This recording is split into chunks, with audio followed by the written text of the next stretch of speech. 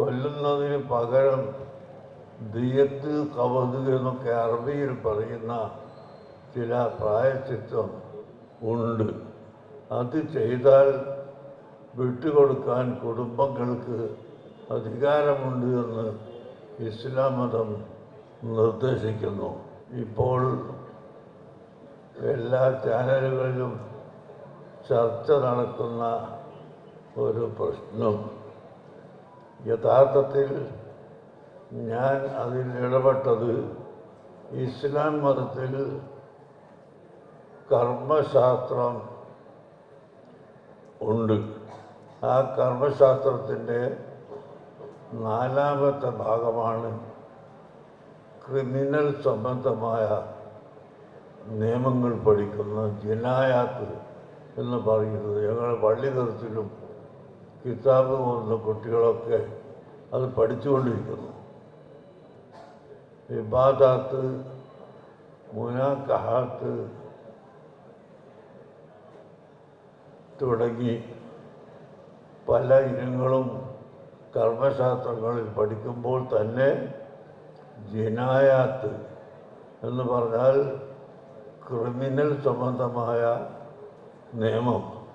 ആ നിയമം പഠിച്ചതുകൊണ്ട് ഇന്ത്യ രാജ്യത്ത് ജീവിക്കുമ്പോൾ ഇന്ത്യയിലെ ക്രിമിനൽ നിയമം കൈകാര്യം ചെയ്യുന്ന ആളുകളുമായി ബന്ധപ്പെടുകയല്ലാതെ ഒരിക്കലും നിയമം കയ്യിലെടുക്കുന്ന സ്വഭാവം നമ്മുടെ കുട്ടികൾക്ക് ഇല്ല.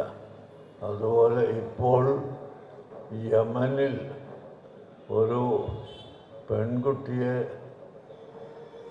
തൂക്കിക്കൊല്ലാൻ തീരുമാനിച്ചപ്പോൾ നമുക്ക് ഒന്നും ചെയ്യാൻ സാധിക്കുകയില്ലെങ്കിലും അവിടുത്തെ പണ്ഡിതന്മാരുമായി ബന്ധപ്പെട്ട് ഇസ്ലാമിൽ കൊല്ലുന്നതിന് പകരം ദിയത്ത് കവത് എന്നൊക്കെ അറബിയിൽ പറയുന്ന ചില പ്രായശ്ചിത്തം ഉണ്ട്. അത് ചെയ്താൽ വിട്ടുകൊടുക്കാൻ കുടുംബങ്ങൾക്ക് അധികാരമുണ്ട് എന്ന് ഇസ്ലാം മതം നിർദ്ദേശിക്കുന്നു.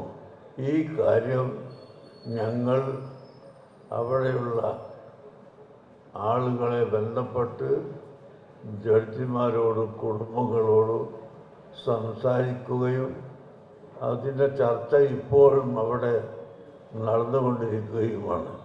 കുടുംബക്കാർ മുഴുവനും സമ്മതിക്കാതെ വിട്ടുകൊടുക്കാൻ കോടതിക്ക് അധികാരമില്ല. അതുകൊണ്ട് വീട്ടുകാർ മുഴുവനും സമ്മതിക്കുമോ ഇല്ലേ എന്ന ചർച്ചയിലാണ് ഇപ്പോൾ അവിടെ ഉള്ളത്. ഏതായാലും നമ്മുടെ വാക്കുകൊണ്ട് അങ്ങനെ ഇസ്ലാം മതത്തിൽ സൗകര്യങ്ങളുണ്ട് എന്നും ഇസ്ലാം മതം ഒരു വർഗീയവാദത്തിൻ്റെയോ വർഗീയ പ്രസ്ഥാനത്തിൻ്റെയോ മതമല്ല എന്നും ലോകത്തിന് പഠിപ്പിച്ചു കൊടുക്കലും ജനങ്ങൾക്ക് നന്മ ചെയ്യാൻ ശ്രമിക്കലും ഞങ്ങളുടെ കർത്തവ്യമാണ് എന്ന നിലക്കാണ് ഞാൻ വിഷയത്തിൽ ഇടപെട്ടിട്ടുള്ളത്. അതുകൊണ്ട് നാട്ടുകാരോടും പ്രവർത്തകരോട് പറയാനുള്ളത്, നമ്മുടെ ITI പോലുള്ള സ്ഥാപനങ്ങളിൽ നിങ്ങൾക്ക് നിങ്ങളെ കുട്ടികളെ പഠിപ്പിക്കാം.